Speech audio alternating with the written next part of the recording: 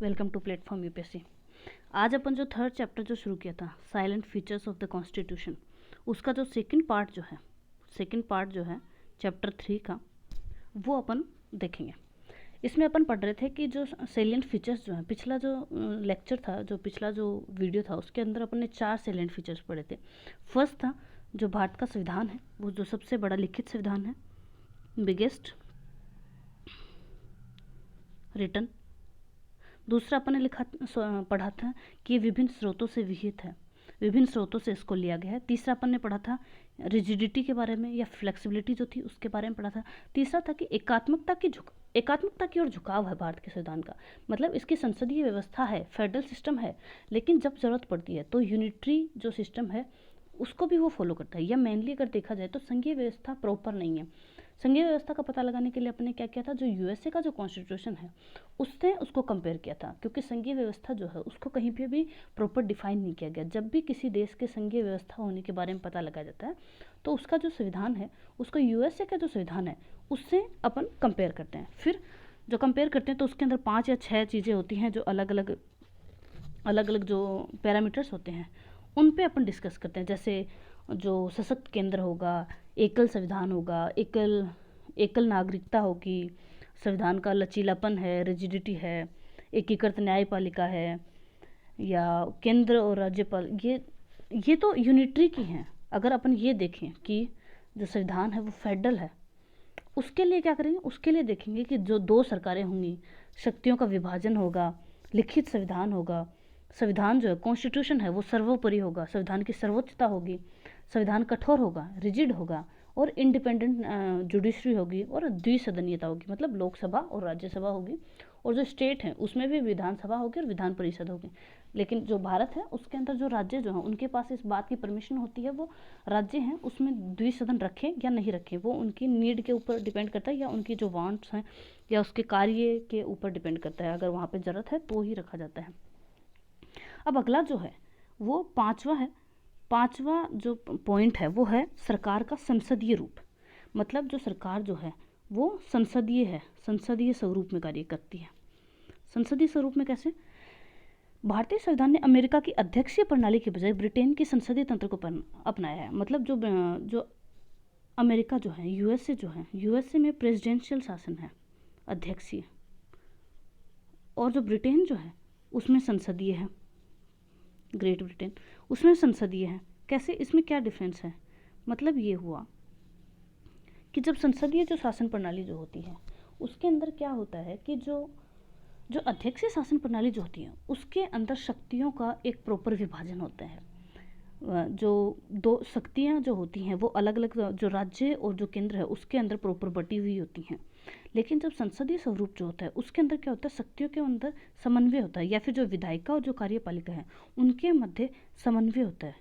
और जो अध्यक्षीय स्वरूप जो होता है उनके अंदर जो शक्तियाँ होती है वो प्रॉपर रूप से बटी हुई होती हैं।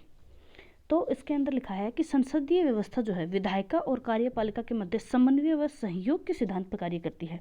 मतलब जो संसदीय व्यवस्था जो भारत में है, संसदीय व्यवस्था, उसमें विधायिका और कार्यपालिका के मध्य क्या है, सहयोग है। मतलब क्या हुआ कि जो विधायिका जो है, मतलब जो संसद के सारे सदस्य हैं, जो एमपीज हैं, वो सारे मिलके एक लॉ पास करते हैं, वो विधायक हो गए वो सारे।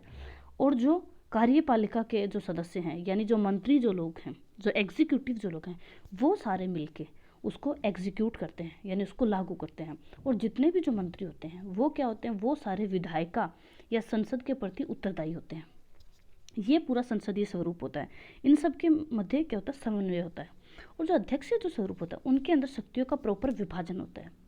अब जो संसदीय जो प्रणाली है उसको वेस्ट मिनिस्ट्री मॉडल भी बोलते हैं, उसको उत्तरदायी सरकार बोल सकते हैं, क्योंकि जो कार्यपालिका जो है वो विधायिका के प्रति क्या होती है, उत्तरदायी होती है। और मंत्रिमंडलीय सरकार, क्योंकि उसके अंदर मंत्रिमंडल होता है। जैसे कि जब चुनाव होते हैं, चुनाव होने के बाद जितने भी मंत्री चुने जाते हैं उसके 15% जो लोग होते हैं उतने तक मंत्री चुने जा सकते हैं। जैसे अभी 545 इतने जो एमपी हैं वो चुने गए थे लोकसभा में, उसके जो 15% निकालेंगे, लगभग 70-80 के आसपास आएगा, उतने जो लोग हैं वो टोटल मंत्री बन सकते हैं। यानी एक मंत्रिमंडल का निर्माण करना होता है तो उसको मंत्रिमंडलीय सरकार भी बोल सकते हैं। अब है कि संविधान केवल केंद्र में ही नहीं बल्कि राज्य में भी संसदीय प्रणाली की स्थापना करता है। मतलब सेंटर जो है उसमें तो है ही लोकसभा और राज्यसभा, लोकसभा और राज्यसभा। स्टेट है उसमें भी विधानसभा और विधान परिषद है, उसका निर्माण होता है स्टेट में और ये सेंटर में। तो ना सिर्फ संसद जो है वो सेंट्रल में संसदीय प्रणाली की व्यवस्था करता है, ये स्टेट में भी संसदीय प्रणाली है। लेकिन जो अपने जो इंडिया है, इंडिया में विधानसभा तो हर राज्य में है। विधानसभा और लोकसभा जो हैं वो एक लेवल पे आती हैं। इसके अंदर एमएलए जो होते हैं वो चुन के आते हैं, एमएलए। और लोकसभा जो है उसमें एमपी चुन के जाते हैं। राज्यसभा जो है वो क्या होती है, राज्यसभा के अंदर जो लोग जाते हैं वो क्या होते हैं, जो एमएलए जो होते हैं हर राज्य के, वो चुन के जो सदस्य होते हैं वो इसमें भेजते हैं। और जो विधान परिषद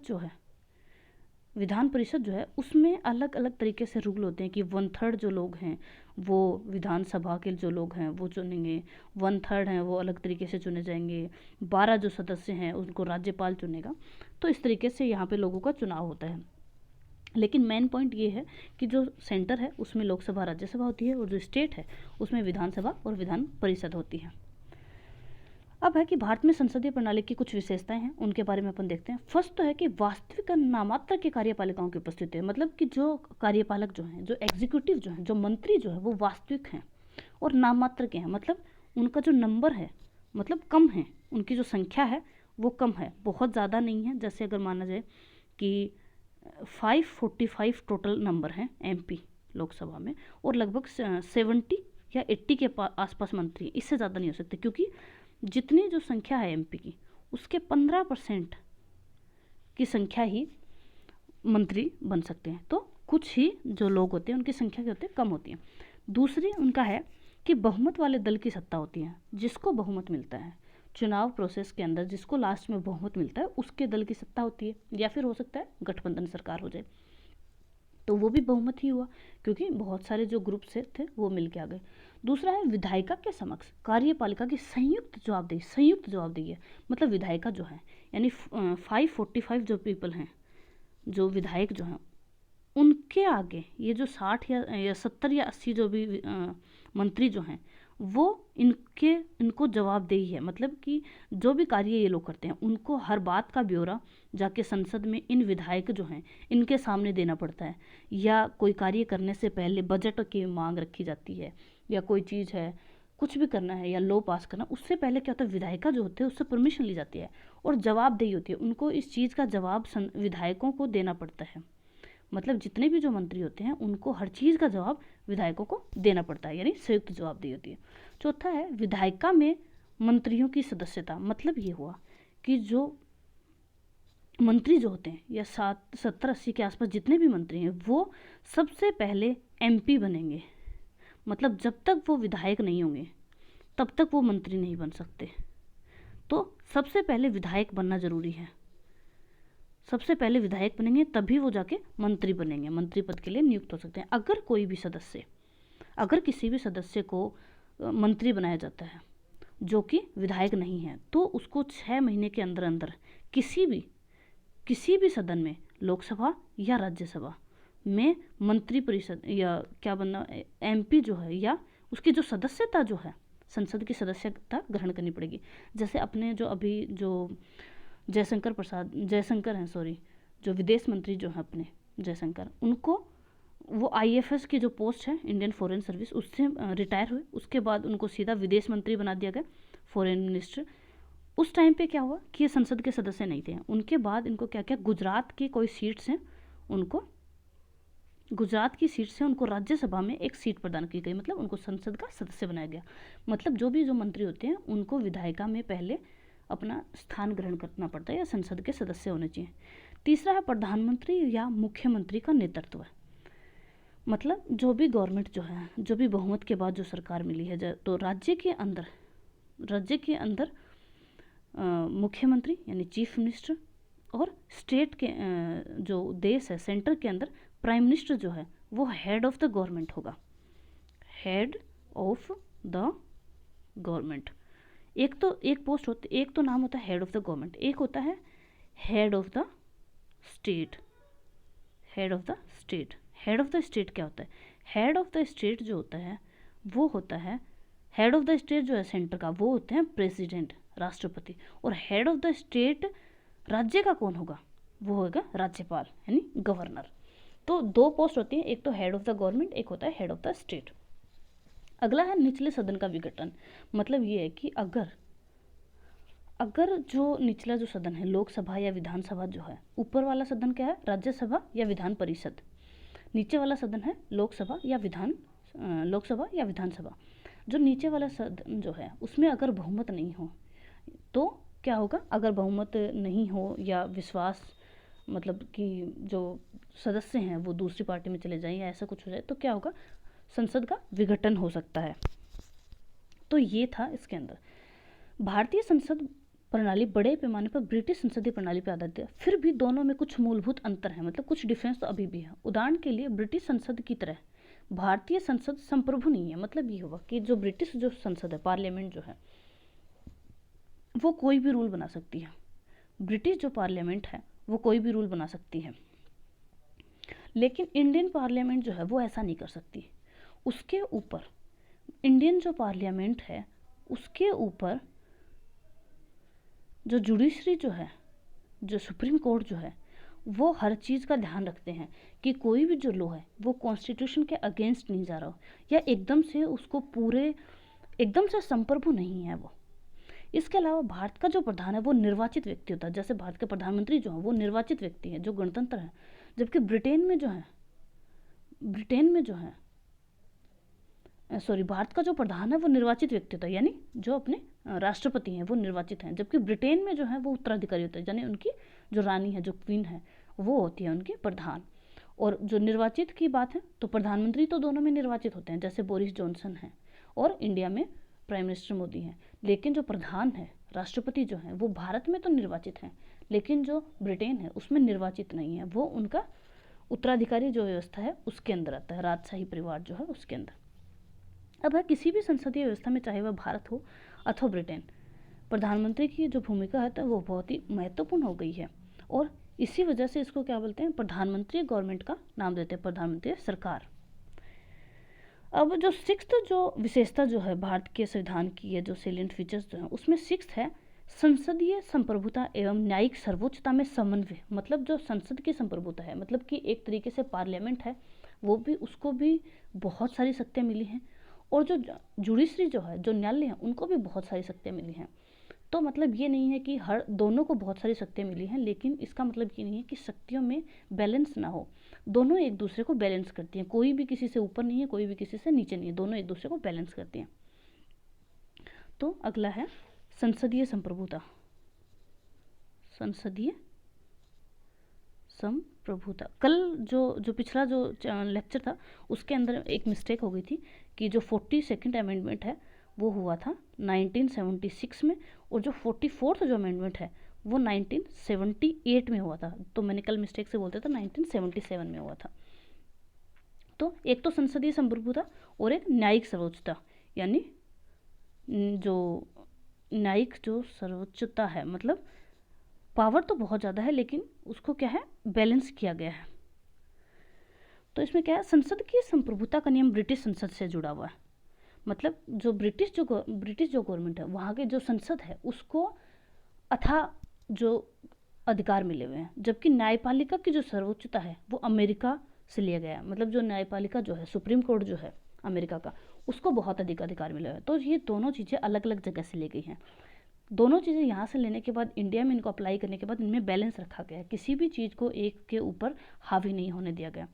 जिस प्रकार से भारतीय संसद प्रणाली ब्रिटिश प्रणाली से भिन्न है, ठीक उसी प्रकार भारत में सर्वोच्च न्यायालय की न्यायिक समीक्षा शक्ति अमेरिकी सर्वोच्च न्यायालय से कम है। मतलब कि जो सुप्रीम कोर्ट जो है अमेरिका का, उससे कम शक्तियाँ हैं भारत के सुप्रीम कोर्ट के पास, और जितनी शक्तियाँ ब्रिटेन की संसद को हैं उससे थोड़ी कम शक्तियाँ इंडिया की संसद को हैं। मतलब दोनों में बैलेंस है।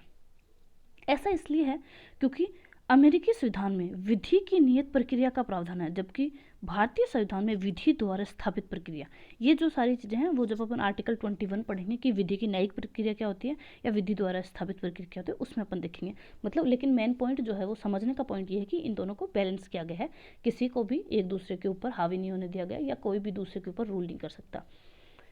लेकिन रूल नहीं कर सकता लेकिन उसको इग्नोर भी नहीं कर सकता। एक जैसे कि पार्लियामेंट ने कोई ऐसा लॉ नहीं बना सकता जो पूरे देश के लिए सही नहीं है, उसको जुडिशरी जो है वो उसको हटा देगी, या जुडिशरी कुछ ऐसा नहीं कर सकती जो पार्लियामेंट उसको हटा नहीं सकती, ऐसा कुछ। इसलिए भारतीय संविधान निर्माताओं ने ब्रिटेन की संसदीय संप्रभुता और अमेरिका की न्यायिक सर्वोच्चता के बीच उचित संतुलन बनाने को प्राथमिकता दिया। एक और जहां सर्वोच्च न्यायालय अपनी न्यायिक समीक्षा की शक्तियों के तहत संसदीय कानूनों को असंवैधानिक घोषित कर सकता है। मतलब जो न्यायिक सर्वोच्चता है इसमें क्या किया कि अगर कोई अमेंडमेंट किया गया या कॉन्स्टिट्यूशन में चेंज किया गया या कोई लॉ पास किया गया, उसको सुप्रीम कोर्ट असंवैधानिक घोषित कर सकता है, क्योंकि संविधान सबसे ऊपर है। अगर वो संविधान से रिलेटेड नहीं है या संविधान के अंदर जो अपने डीपीएसपी लिखे हुए हैं, यानी जो राज्य के जो कार्य हैं उससे कहीं अलग लिखा हुआ है, जो बेसिक स्ट्रक्चर है उससे कहीं अलग लिखा गया है, तो जो सुप्रीम कोर्ट है वो उसको असंवैधानिक घोषित कर सकता है। वहीं दूसरी ओर जो संसद है वो अपनी संवैधानिक शक्तियों के बल पे हो, जो उसकी संवैधानिक शक्तियाँ उसके बल पे कोई भी जो लॉ है वो पास कर सकती है और संविधान का कोई भी हिस्सा है वो संशोधित कर सकती है आर्टिकल 368 के अकॉर्डिंग।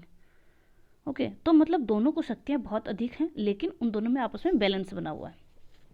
ये था इसका जो 6th पॉइंट था सेलिएंट फीचर्स में। 7वां है एकीकृत व स्वतंत्र न्यायपालिका।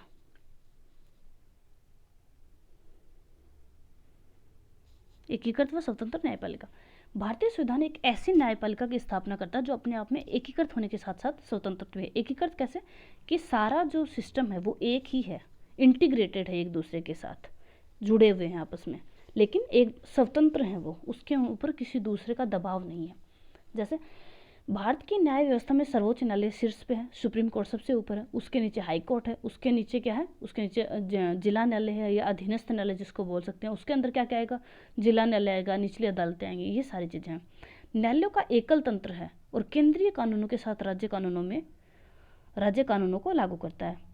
इन्हीं का ये सारे क्या है, एक ही तरीके से कार्य करते हैं और सुप्रीम कोर्ट और हाई कोर्ट दोनों एक ही तरीके से कार्य करते हैं। लेकिन अमेरिका जो है उसमें ऐसा नहीं है। अमेरिका में जो सेंटर के जितनी भी चीज़ें हैं, सेंटर के जो विषय हैं उनको सिर्फ सुप्रीम कोर्ट देखेगा और स्टेट के जितने भी विषय हैं उनको हाई कोर्ट देखेगा। मतलब ये दोनों आपस में क्रॉस नहीं कर सकते। अपने क्या होता है, अगर हाई कोर्ट, अपन सबसे पहले क्या होता है, डिस्ट्रिक्ट जो कोर्ट है उसमें जाते हैं, उसमें संतुष्ट नहीं होने के बाद हाई कोर्ट जाते हैं, उसमें संतुष्ट नहीं होने के बाद सुप्रीम कोर्ट जाते हैं। जबकि जो यूएसए है उसके अंदर सेंटर के सारे विषय सुप्रीम कोर्ट पास करेगा या जो भी है वो देखेगा, और स्टेट के जितने विषय हैं वो हाई कोर्ट करेगा।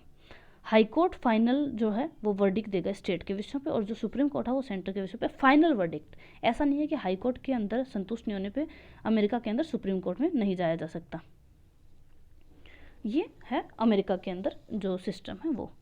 अब है अगला है कि सर्वोच्च न्यायालय है वो संघीय अदालत है। ये अपन ने देख लिया कि संघीय अदालत और सेंट्रल का जो अदालत है वो हो गया। यह शीर्ष न्यायालय है जो नागरिकों के मौलिक अधिकारों की रक्षा की गारंटी करता है। अपना संघीय अदालत, ये अपने सुप्रीम कोर्ट है, ये अपने भी संघीय अदालत है, सेंट्रल का है और ये शीर्ष पे है, सबसे बड़ा है, ये तो अपन देख ही चुके हैं। अगला है मौलिक अधिकार, जो फंडामेंटल जो राइट है उनकी रक्षा की ये गारंटी करता है। और जो अपना कॉन्स्टिट्यूशन है, कॉन्स्टिट्यूशन जो है उसका रक्षक है। मतलब अगर ऐसा कुछ भी लॉ पास होता है जो कॉन्स्टिट्यूशन के अगेंस्ट है, सीधा केस सुप्रीम कोर्ट में किया जा सकता है। प्लस अगर फंडामेंटल राइट का कहीं पे भी हनन हो रहा है तो सीधा केस सुप्रीम कोर्ट में किया जा सकता है। ये जो दो हैं, ये जो दो इम्पोर्टेंट एस्पेक्ट हैं सुप्रीम कोर्ट को लेके, अपने देश के सुप्रीम कोर्ट को। इसलिए संविधान ने इसकी स्वतंत्रता के लिए कई प्रावधान भी किए हैं। अब जैसे सुप्रीम कोर्ट को इसने बोल दिया कि इसको बहुत सारी शक्तियाँ दे दी, इसकी स्वतंत्रता दी है, तो स्वतंत्रता को कायम कैसे रखा जाए, स्वतंत्रता को किस तरीके से कायम रखा जा सकता है। तो न्यायाधीशों के कार्यकाल की सुरक्षा, जो न्यायाधीश हैं उनके कार्यकाल में बदलाव नहीं कर सकते। जो संसद है वो चेंज नहीं कर सकती चीज़ों, मतलब कम से कम ऐसे अधिकार दिए गए हैं जिससे जो न्यायाधीश हैं या कार्य प्रणाली जो है या खर्चा है वहाँ का जो कामकाज है उसको संसद इफेक्ट करे। संसद के लोग जुडिशरी जो है उसके कार्यों को इफेक्ट कम से कम करें। ऐसे कार्य करने से क्या होगा कि वो इंडिपेंडेंट होंगे, वो स्वतंत्र होंगे।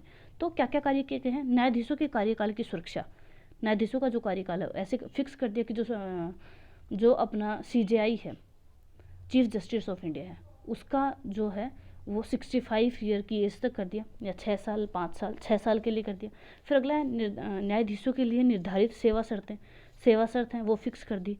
भारत की संचित निधि से सर्वोच्च न्यायालय के सभी खर्चों का वहन संचित निधि से खर्चे जाएंगे। ऐसा नहीं है कि जो संसद है वो डिस्कस करेगी उसके बाद जो है जुडिशरी के पर ईयर के हिसाब से पैसा देगी, ऐसा नहीं है, फिक्स है और संचित निधि से पैसा जाएगा। विधायिका में न्यायाधीशों के कामकाज पर चर्चा पर रोक, कि जो न्यायाधीशों ने जो भी कार्य किया है उस पर विधायिका में कोई भी चर्चा नहीं होगी।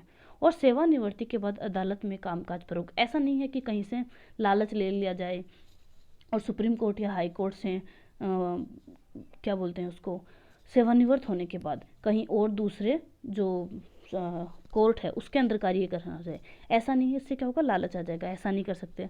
और अवमानना के लिए दंड, यानी court of conduct, contempt of court, मतलब कि जो सुप्रीम कोर्ट जो है उसकी अवमानना नहीं की जा सकती, उसके लिए जो सुप्रीम कोर्ट है वो केस कर सकता है, सुओ मोटो से भी केस कर सकता है। मतलब किसी को केस करने की जरूरत नहीं है, वो खुद से अपनी संज्ञान ले सकता है, खुद अपना एक्शन ले सकता है। जैसे अभी थोड़े दिन पहले जो एक केस आया था भूषण करके, कुछ के प्रशांत भूषण कुछ था, ऐसा करके केस आया था जिनके ऊपर ये जो है अवमानना के लिए केस लगा था, जो सुप्रीम कोर्ट ने सुओ मोटो से लिया था, मतलब खुद ही संज्ञान लेके उस पर केस लगाना।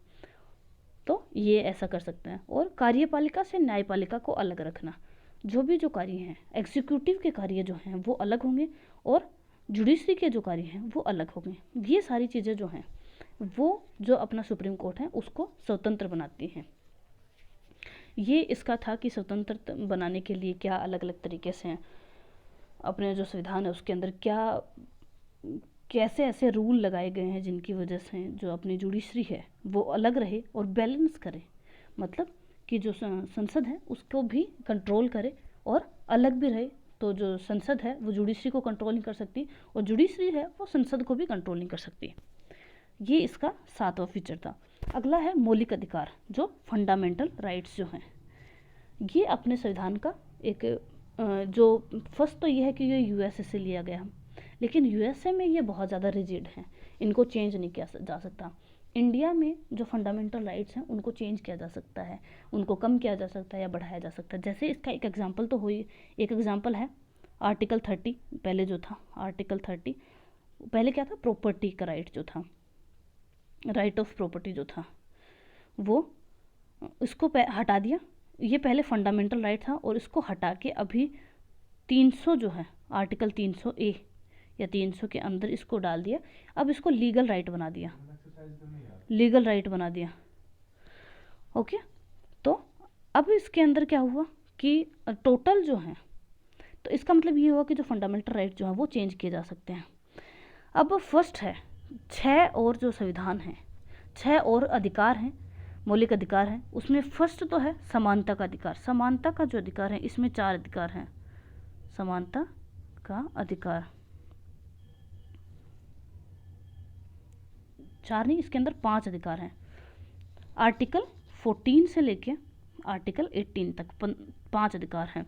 इसके अंदर समानता से रिलेटेड जितने भी हैं, जैसे कि जो गवर्नमेंट जॉब्स हैं उनके अंदर सभी को समान रूप से देखा जाएगा। कोई भी जो किसी के भी नाम के आगे बहादुर शाह जफर जैसे ऐसे राजाओं जैसे सरनेम जो पहले लगते थे वो नहीं होगा। लिंग, जाति, रंग, भेद, धर्म, इसके आधार पे कोई भेदभाव नहीं होगा। जन्म स्थान के आधार पे कोई भेदभाव नहीं होगा। ऐसे करके 5 अधिकार हैं जो समानता के अधिकार में आते हैं। ये अपन जो आगे का एक चैप्टर है उसके अंदर पूरा डिटेलिंग में पढ़ेंगे। अभी थोड़ा सा इसको हल्का सा एक्सप्लेन किया हुआ है इसके अंदर क्या क्या। दूसरा है स्वतंत्रता का अधिकार। स्वतंत्रता का अधिकार मतलब इसके अंदर कितने हैं, इसके अंदर 4 अधिकार हैं। स्वतंत्रता किस किस तरीके की, कि बोलने की स्वतंत्रता है, विचरण करने की स्वतंत्रता है, इस तरीके की जो स्वतंत्रता है वो 4 अधिकार इसमें दिए गए हैं आर्टिकल 19 से लेकर आर्टिकल 22 तक। टोटल 4 अधिकार हैं इसके अंदर। फिर तीसरा है शोषण के विरुद्ध। शोषण के विरुद्ध मतलब ये कि जो है, एक तो किसी को भी जबरदस्ती काम नहीं करवाया जा सकता किसी के, और दैहिक स्वतंत्रता का अधिकार मिला है। ये है आर्टिकल 23 और 24। मतलब ज़बरदस्ती किसी से काम नहीं करवाया जा सकता। एज के अकॉर्डिंग है, 14 साल से छोटे बच्चों को हानिकारक फैक्ट्री में काम नहीं करवा सकते, ऐसा करके कुछ 2 या 3 इसमें 2 अधिकार दिए गए हैं। फिर है धार्मिक स्वतंत्रता का अधिकार। फोर्थ जो है वो धार्मिक स्वतंत्रता, मतलब किसी भी जो धर्म है उसको मान सकते हैं, किसी भी धर्म की पालना कर सकते हैं, किसी भी जो धर्म है उसके अंदर अपन दान दे सकते हैं या आगे उसको पब्लिश कर सकते हैं या किसी को भी शिक्षा दे सकते हैं, लेकिन किसी पे थोप नहीं सकते। धर्म के जो ये सारी चीज़ जो अधिकार जो हैं आर्टिकल 25 से 28 तक ये अधिकार हैं। इसका मतलब ये नहीं है कि इनको गलत तरीके से इस्तेमाल किया जाए, मतलब इनको सिर्फ अपने लिए देखना है, उनको ज़बरदस्ती किसी और के ऊपर थोपना नहीं है। और ये रिस्ट्रिक्टेड है, इसका मतलब ये नहीं कि अगर मेरे को धर्म का अधिकार है तो मैं किसी दूसरे को जाके अपना धर्म उस पर ज़बरदस्ती थोपूँ या उनको धर्म चेंज करने के लिए कहूँ। ये रिस्ट्रिक्टेड है। बोलने का अगर मेरे को अधिकार है तो इसका मतलब ये नहीं कि मैं कुछ भी बोलूँ, रिस्ट्रिक्टेड है, मतलब कि दूसरे को हानि ना पहुँचे, वहीं तक मेरा अधिकार है। अगर दूसरे को हानि पहुँच रही है तो वो मेरा अधिकार नहीं है। तीसरा है सांस्कृतिक व शिक्षा का अधिकार। ये है आर्टिकल 29 to 30। सांस्कृतिक व शिक्षा का अधिकार मतलब जो छोटे छोटे जो धर्म हैं या जो अल्पसंख्यक जो हैं उनको जो है उनका जो धर्म है वो अपने धर्म की रक्षा कर सकते हैं, उनके लिए शिक्षा की व्यवस्था है, ये सारी व्यवस्था की गई है, या शिक्षा का अधिकार है, ये सारी चीज़ें इसमें है। सिक्स्थ है, ये है संवैधानिक उपचारों का अधिकार। ये है आर्टिकल 32। ये अपना एक अधिकार है जिसके अंदर ये है कि अगर अपने किसी भी अधिकार का हनन होता है तो अपन सुप्रीम कोर्ट में जाके सीधा केस फाइल कर सकते हैं, यानी ये भी अपना अधिकार है। मतलब अपने अधिकारों की रक्षा करना भी अपना एक अधिकार है। ये एक बहुत ही इम्पोर्टेंट जो अधिकार इसके अंदर दिया गया है। तो ये 6 अधिकार हैं अलग अलग। इनको अपन आगे एक लेक्चर होगा जिसके अंदर डिटेलिंग में पढ़ेंगे, अभी थोड़ा सा बेसिक इसके अंदर दिखाया। जो लास्ट वाला अधिकार है इसका नाम था संवैधानिक उपचारों का अधिकार। इसमें क्या होता है कि अगर किसी भी अधिकार का अपने हनन होता हुआ अपने को लग रहा है, किसी का भी होता हुआ तो तो सीधा सुप्रीम कोर्ट जाके अपन केस फाइल कर सकते हैं। क्योंकि अभी अपन ने थोड़ी देर पहले पढ़ा था जो सुप्रीम कोर्ट है वो मौलिक अधिकारों की रक्षा की गारंटी देता है और संविधान का संरक्षक है। अब आगे है मौलिक अधिकारों का उद्देश्य जो है वो राजनीतिक लोकतंत्र की भावना को प्रोत्साहन देना है। इसका मतलब, और ये जो है वो कार्यपालिका व विधायिका के मनमाने जो कानून है उन पे रोक लगाना है, उन पे निरोध की तरह। ये प्रोटेक्टिव हैं, प्रोटेक्टिव टाइप के हैं। मतलब जो अपनी जो गवर्नमेंट है वो हर किसी तरीके के लॉ ना पास कर दे, जो कार्यपालिका जो विधायिका है वो हर कोई लॉ पास ना कर सकते, उनसे रक्षा के लिए ये है। उल्लंघन की स्थिति में नाले के माध्यम से लागू किया जा सकता है। अगर इन पे उल्लंघन हो तो जो नाले है, जो सुप्रीम कोर्ट है, इनको लागू कर सकता है। किसी भी व्यक्ति के अगर मौलिक अधिकार का हनन हो यानी फंडामेंटल राइट्स का हनन हो तो वो सीधा सुप्रीम कोर्ट जा सकता है और केस फाइल कर सकता है और सुप्रीम कोर्ट उसको इस बात की गारंटी देगा कि उसके अधिकारों का हनन ना हो। सो आज के लिए बस इतना ही। Thank you.